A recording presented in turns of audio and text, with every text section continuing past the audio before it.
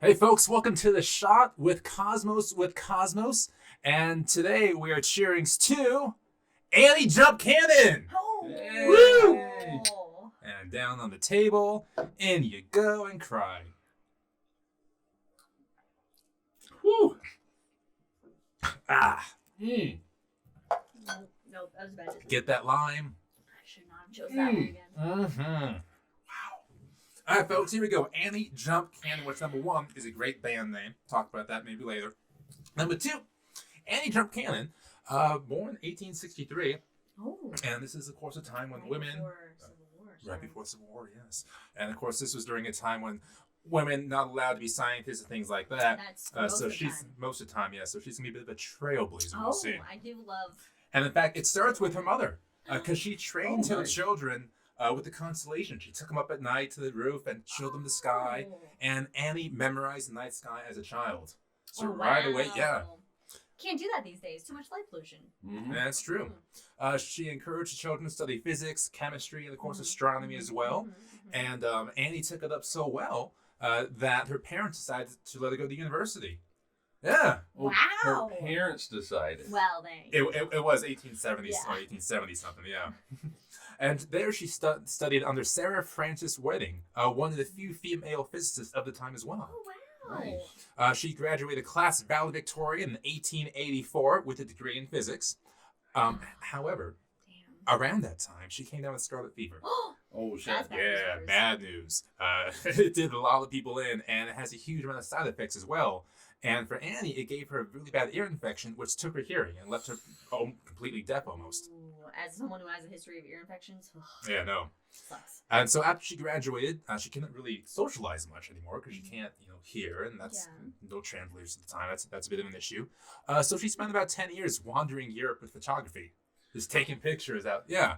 Damn. It's, can't feel too bad for her. No, and She's gonna wander Europe. and apparently she took some great pictures because all her stuff was published in the Chicago World Exhibition in the 1870s. And so as she gets this newfound career going, her mother died. Yes, and they were very close. She was Annie's main translator. So it was a big hit. No, God. So she kind of took a moment and then applied and accepted to the Radcliffe Women's College at Harvard. Oh, wow. Okay. Impressive. Mhm. Okay. Impressive. Now, you know this, I didn't say Harvard, I said the Women's College at Harvard, because it was just a college near Harvard where the same professors would repeat lectures to the women, because sexism. Yay. But it did allow her access to the Harvard Observatory, where she became a computer. Hey. Not Human computer. a human computer, yes. Well, I'm glad she didn't physically transform. Oh, she was like a Although transformer. that, she still would have been ahead of her time. Like a steampunk transformer? That'd be cool. So what she was doing, she was working under director Edward Pickering for the goal of cataloging every star in the sky. That's a lot. It is cool. There's a couple of stars Just up a there, I think. few. And it got to the point where Pickering only hired women as computers because he figured they were most suited for little detailed work. Because sexism. Yeah. And even some around Harvard, Observant. began calling the group Pickering's Harlem. Because sexism. Oh. But Annie Jump Cannon started absolutely kicking ass. Because at the time, there were two ways to catalog stars. There was one very, very simple way and one super, super complex way. And Annie's like, this doesn't work, guys. So she made her own system. You may know it as, oh, be a fine girl. Kiss me. Only bad astronomers kill galactic... Fuck, I messed it up. Alright, it's fine. Kill galactic Martians?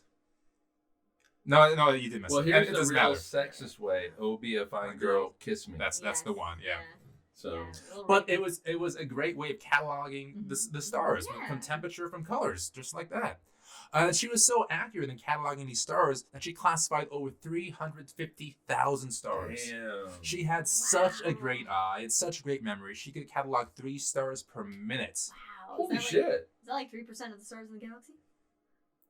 350,000? No. No, No, not even. No, 300 billion. Liz, man.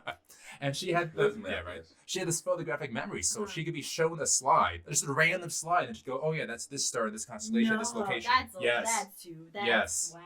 And she claimed it was because she was mostly deaf, so she worked completely in silence. It allowed her to focus completely on her task. I mean, yeah, okay. I could do that. Yeah. And she grew in stature and popularity, around Harvard. And later, she started using her new platform to promote women's suffrage. So she would go on speaking tours and write papers and get really involved in it. And later in life, with new technology, she was actually able to regain her hearing as well. Oh shit! Really? Yeah. And she was a socialite as a young woman, and now she's like, yeah, I'm back. So Oh my she's still in parties at the house, getting get-togethers, and she owned her house, and she called it the Star Cottage. Oh. The Star Cottage. That was fabulous. So in the waning years of her life, World War II was just about to get going. Fun. And she has a fantastic quote. In these days of great trouble and unrest, it is good to have something outside our own planet, something fine and distant and comforting to troubled minds. Let people look to the stars for comfort. Oh, Damn. that's nice. And that is Annie Jump Cannon. Cheers, Annie. Cheers, folks. Cheers.